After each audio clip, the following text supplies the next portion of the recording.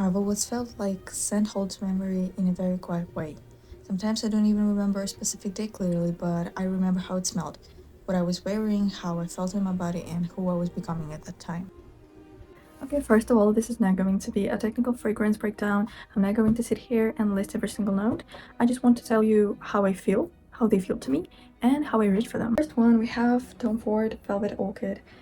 It is literally a new chapter of my life. It entered my life at the end of 2025, and by the beginning of 2026, it had already become a favorite, a confident favorite.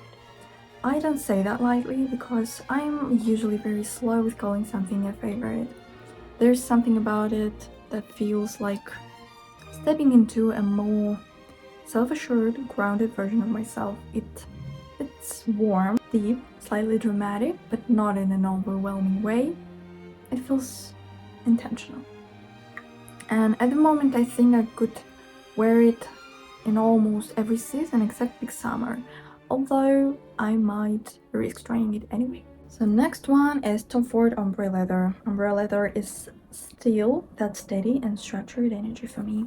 If Velvet Orchid is depth, this is backbone. Cool, leathery, composed, that kind of smell that makes you feel sharp without even trying too hard. I wear it when I want clarity, when I need to feel decisive.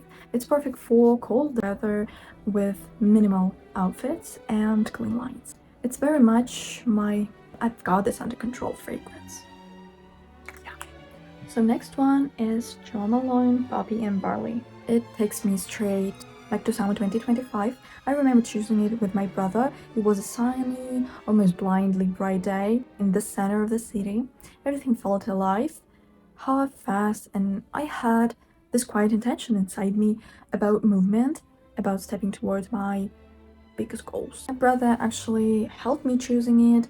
That makes it even more special. It smells clean, slightly airy, but not boring. It feels like light hitting buildings, like walking through a big city with plans for your future. That will always be for me. Next one is Dior Jadore.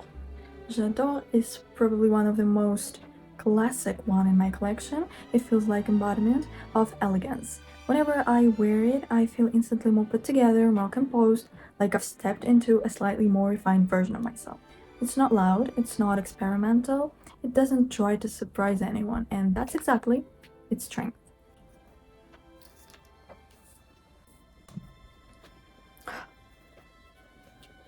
Next one, we have Versace Bright Crystal. It has been with me since early teenage years. It reminds me of that softer, creative phase of my life when everything felt like possibility, and when I was dreaming a lot, experimenting, imagining myself in artistic spaces. To me, it smells like spring of the soul, like canvases with Italian coastline landscapes, sunlight, creative business ideas, a very romantic version of the future. It's light, feminine, nostalgic in the best way. It holds a younger self of me very gently. Next one is Essential Perfumes. It entered my life during a period when I craved change. I wanted something different, something fresh, something almost unapologetically sweet for autumn, allowing myself to feel again in a new way. I almost have a full collection, 11 fragrances, and I rotate them depending on the mood and season. My top three are very clear, like this. First one is Orange and Santal. It feels balanced and modern, woody but still fresh. Next one is Rose Magnetics, a beautiful contemporary rose, clear and honey. Number 3 is Fig Infusion. It's cozy, slightly creamy, and perfect for cooler weather when I want something comforting. And Divine Vanilla is interesting because I actually ended up loving it more on my brother than on myself. I gave him some of the fragrances, and on his skin it just transforms.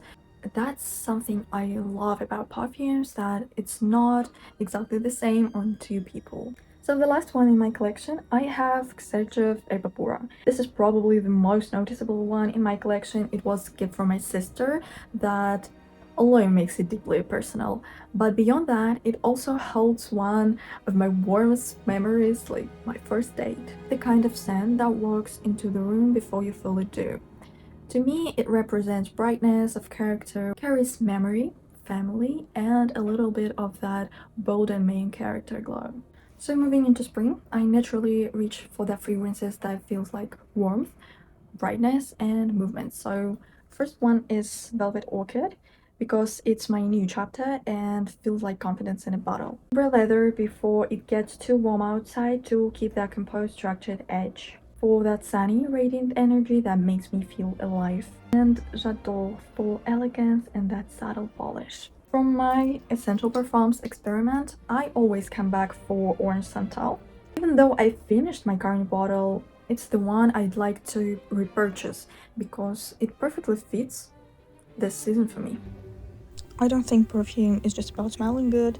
These perfumes, they've quietly been there through so much, through firsts, changes, and little day moments that matter. So tell me in the comment section what about you, which scent feels like your current chapter, and see you in the next video. Goodbye.